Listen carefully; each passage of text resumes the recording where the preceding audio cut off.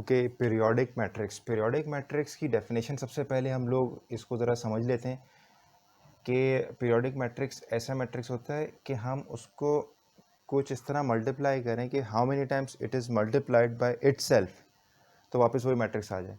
मतलब कोई square matrix है, उसको मैं 2 दफ़ा मल्टीप्लाई करूँ, 3 दफ़ा, 4 दफ़ा, 5 दफ़ा, जितनी दफ़े मल्टीप्लाई करूँ, लेकिन वापस मेरे पास वही मैट्रिक्स आना चाहिए। ठीक है, आफ्टर सम मल्टीप्लिकेशन। तो सबसे पहले मैंने इसके अंदर एक matrix let square matrix A, तो इसकी डेफिनेशन क्या होगी? k+1 इक्वल्स टू ए। ये बेसिकली यहाँ पर ये k किसको रिप्रेजेंट कर रहा है, ये बहुत इंपॉर्टेंट चीज़ है। ये k है where k is period of matrix, ये कहलाता है पीरियोडिक मैट्रिक्स। ठीक है, फॉर एग्जाम्पल अगर मैं k इक्वल्स टू 1 रखूँ तो मेरे पास इस डेफिनेशन के हिसाब से क्या हो जाएगा, ये इसके हिसाब से a की पावर 1+1, इस k की जगह मैंने 1 रखा, ये 1 आ गया, a एज इट इज़ आ जाएगा। तो यानी ये क्या हो जाएगा, a स्क्वायर बराबर होगा a के। ठीक है, k इक्वल्स टू 2 रखा मैंने, तो a की पावर 2+1 किसके बराबर आ जाएगा, a के। तो ये a³ किसके बराबर होगा, a के। ठीक है, इस तरह a स्क्वायर a के बराबर है, a³ a के बराबर है। इसी तरीके से आप k की वैल्यू, इसका मतलब ये कि k की वैल्यू 1 होगी, तो अगर a आ रहा है तो ये पीरियोडिक किसका हो जाएगा, पीरियड 1 हो जाएगा इसका। k की वैल्यू अगर 2 है, नहीं a को मैं 3 टाइम्स मल्टीप्लाई करूँ तो मेरे पास a आ रहा है, तो इसका मतलब ये होगी इट्स हैज़ अ पीरियड 2। फिर इस तरीके से अगर ये वापस मैं k की वैल्यू 3 रखूँ तो वो a की पावर 4 हो जाएगा। a को 4 टाइम्स मुझे मल्टीप्लाई करना पड़ेगा, तो वापस मेरे पास क्या आ जाएगा, a आ जाएगा। ठीक है, लेकिन एक चीज़ याद रखनी है, यहाँ पीरियड क्या है, यहाँ पर अगर हम देखें तो पीरियड इसके अंदर पीरियड किसके बराबर है, इक्वल्स टू 1। इधर पीरियड किसके बराबर है, इक्वल्स टू 2। ठीक है, ऐसा मैट्रिक्स, ऐसा पीरियोडिक मैट्रिक्स जिसका पीरियड 1 हो, उसको बोलते हैं हम आइडेम्पोटेंट मैट्रिक्स। उसको हम क्या बोलते हैं, आइडेम्पोटेंट।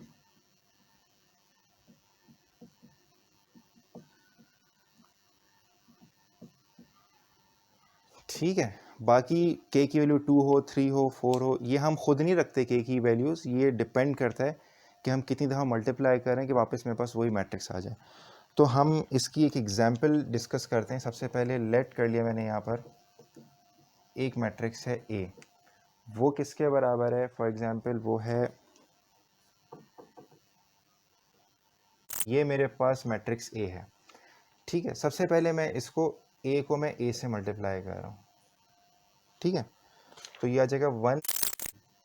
मैंने इन दोनों को जैसे ही मल्टीप्लाई किया तो मेरे पास जो रिजल्टेंट मैट्रिक्स आ रहा है वो बेसिकली क्या आ रहा है मेरे पास, इसका, यानी मेरे पास ये जो मैट्रिक्स है इन दोनों का प्रोडक्ट वो आ रहा है। मैंने मल्टीप्लाई, जैसे मैंने मल्टीप्लाई करने का तरीका बताया उसी तरह मल्टीप्लाई करें, तो इसका जो मेरे पास आंसर आ रहा है वो आ रहा है, क्या आ गया, ए स्क्वायर आ गया। यानी ए को ए से मल्टीप्लाई किया तो क्या आ गया, ये बेसिकली क्या आ रहा है मेरे पास, ए स्क्वायर।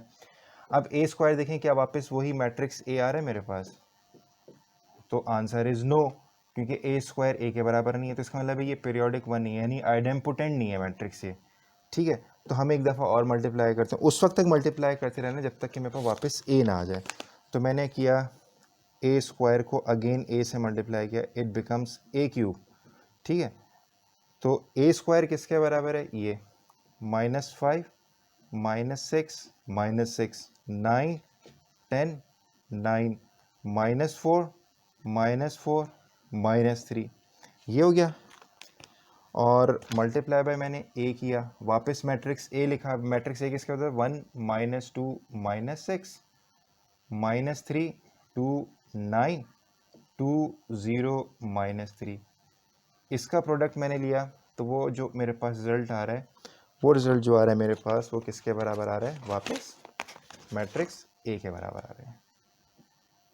आप मल्टीप्लाई करेंगे इसको, यहाँ पे मैंने डायरेक्ट बता रहा हूँ, इन दोनों का प्रोडक्ट किसके बराबर आ जाएगा, 1 -2 -6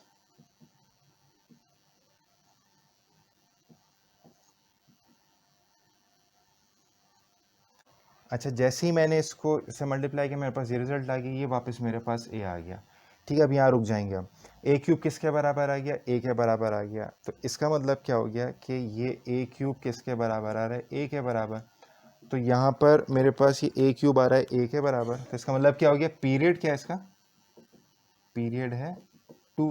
पीरियड टू क्यों है? इस 3 को मैंने ब्रेक करूँ अगर 2+1 में, ठीक है, और कंपेयर करूँ इस वैल्यू से k+1, +1 तो फिक्स है, ये +1, तो k की जगह जो वैल्यू आ रही है वो बेसिकली क्या होता है? इसका पीरियड होता है। तो this matrix is periodic of 2, period 2। ठीक है, it's a periodic matrix of period 2। सही है, आई होप ये बात आप लोगों को समझ में आ गई होगी। अब जरा हम देखते हैं nilpotent matrix. Nilpotent matrix is a square matrix, so A is a square matrix, do remember it. ठीक है, बहुत इंपॉर्टेंट होता है समझना है कि स्क्वायर कौन सा है और स्क्वायर कौन सा नहीं है। तो ए इज अ स्क्वायर मैट्रिक्स, और इसकी डेफिनेशन के हिसाब से क्या है? ए की power P must be equal to 0। It's not 0 but a null matrix. ठीक है, ये जो ओ है ये क्या है? नल मैट्रिक्स है। ठीक है, नल मैट्रिक्स, नल मैट्रिक्स। यहां पर पी किसके बराबर है? Least value of positive integer.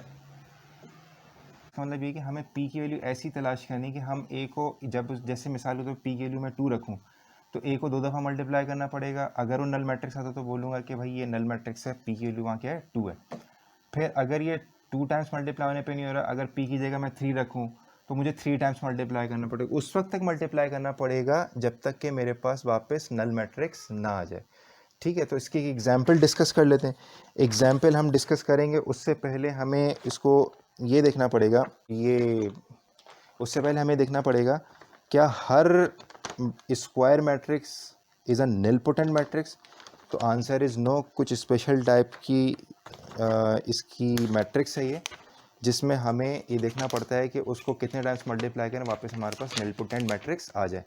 तो सबसे पहले यहाँ पर निलपोटेंट मैट्रिक्स के लिए मैंने यहाँ एक एग्जांपल लेट की। Let a square matrix A, square matrix A लिया मैंने, तो वो किसके बराबर है? ये मैंने एक स्क्वायर मैट्रिक्स कंसीडर किया। ठीक है, अब ज़रा मैं पहले ए स्क्वायर मालूम करता हूँ, यानी ए मल्टीप्लाई बाय ए। ठीक है, ये मैट्रिक्स ए है, इन दोनों को मल्टीप्लाई करूँगा तो आंसर क्या आ जाएगा मेरे पास? 0 0 0। जो मल्टीप्लाई करने का तरीका बताया उसी तरह आपने इसको मल्टीप्लाई करना है। It is equals to null matrix. This is how we find a nilpotent matrix.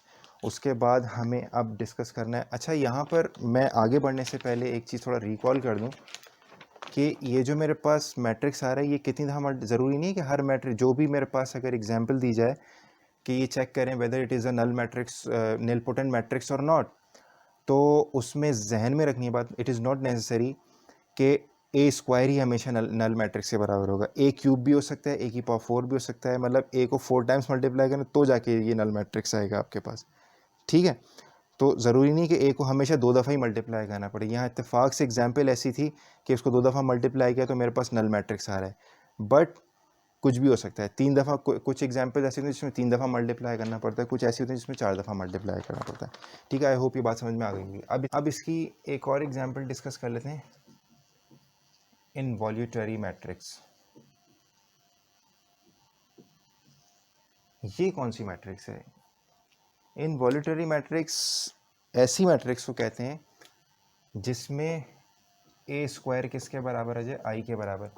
Where do remember A क्या होगा? A, where A is square matrix और आई क्या है? Identity matrix. ठीक है, ऐसा स्क्वायर मैट्रिक्स उसको हम 2 दफ़ा मल्टीप्लाई करते हैं तो वापस मेरे पास क्या आ जाए? आइडेंटिटी मैट्रिक्स आ जाए, तो उसको बोलते हैं इनवॉल्यूटरी मैट्रिक्स बोलते हैं उसको। इसकी एग्जांपल अगर मैं डिस्कस करूं तो वो बहुत आसान सी एग्जांपल है। अगेन इसमें भी ये बात कह रहा हूँ मैं, एक वो ये कि इट इज़ नॉट नेसेसरी कि हर मैट्रिक्स ही इनवॉल्यूटरी हो। कुछ स्पेशल टाइप्स की एग्जांपल्स होती हैं जो इनवॉल्यूटरी मैट्रिक्स होते हैं। तो अगर मैं इसको ये लिखूँ, ये ए है अगर मैं ए स्क्वायर मालूम करूँ यानी ए मल्टीप्लाई बाय ए मालूम करूँ तो ये मेरे पास जो आंसर आएगा वो क्या आएगा 1 0 0 0 1 0 0 0 1। डू रिमेंबर कि ए को मैंने 2 दफ़ा मल्टीप्लाई किया तो मेरे पास क्या आ गया आइडेंटिटी मैट्रिक्स आ गया। It is an identity matrix. ठीक है, तो इससे हमें एक चीज़ कंक्लूड होती है कि अगर ए मल्टीप्लाई बाय ए, अगर मैं इसको कंक्लूड करूं, इसको अगर मैं कंक्लूजन इसका निकालूं, ए मल्टीप्लाई बाय ए किसके बराबर है आइडेंटिटी। आपको ये बात पता है कि अगर दो मैट्रिक्स का प्रोडक्ट आइडेंटिटी मैट्रिक्स के बराबर हो तो वो दोनों आपस में क्या होते हैं मल्टीप्लिकेटिव इनवर्स होते हैं। तो A itself is an inverse of A. ठीक है, ये हम इससे ये रिजल्ट कंक्लूड कर सकते हैं। इनवॉल्यूटरली मैट्रिक्स भी आई होप आप लोगों को समझ में आ गया होगा। ठीक है, सही है।